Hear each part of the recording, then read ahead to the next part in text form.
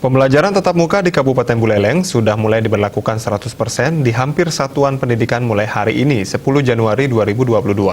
Hanya beberapa sekolah dengan rombongan belajar atau rombel gemuk yang masih memberlakukan sistem shift, demikian juga dengan sekolah yang sarana prasarananya belum memenuhi.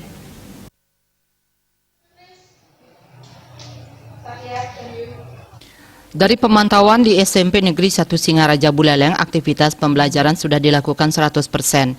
Hanya saja PTM ini diberlakukan secara terbatas, yakni masih dibatasi dari beberapa kegiatan seperti istirahat, diwajibkan tetap di dalam kelas, membawa makanan sendiri karena kantin masih tutup, dan juga untuk kegiatan olahraga lebih banyak diisi dengan teori. Tampak siswa dengan gembira mengikuti pembelajaran di kelas setelah pemberlakuan PTM 100% di Buleleng.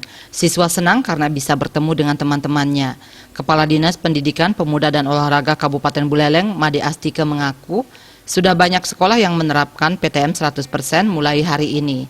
Hanya beberapa sekolah yang masih belum bisa menerapkan PTM 100%.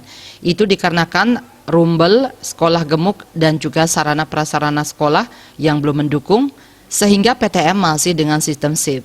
Meskipun kondisi COVID-19 di Buleleng sudah 0 kasus sejak 3 pekan, namun dalam PTM 100% ini tetap dilakukan rapid test antigen secara acak untuk memastikan kesehatan siswa dan menghindari terjadinya klaster baru. Ya, PTMT hari 100% itu dapat dilaksanakan hari ini ya. Namun di beberapa titik ada yang 50%. Kenapa? Karena memang situasi ruang kelas.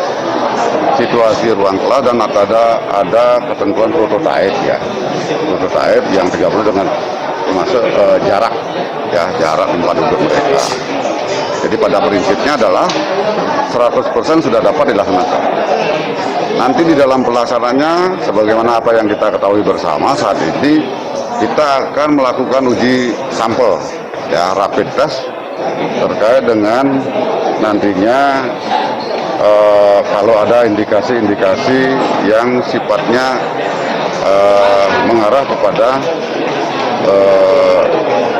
tersebarnya virus COVID kan.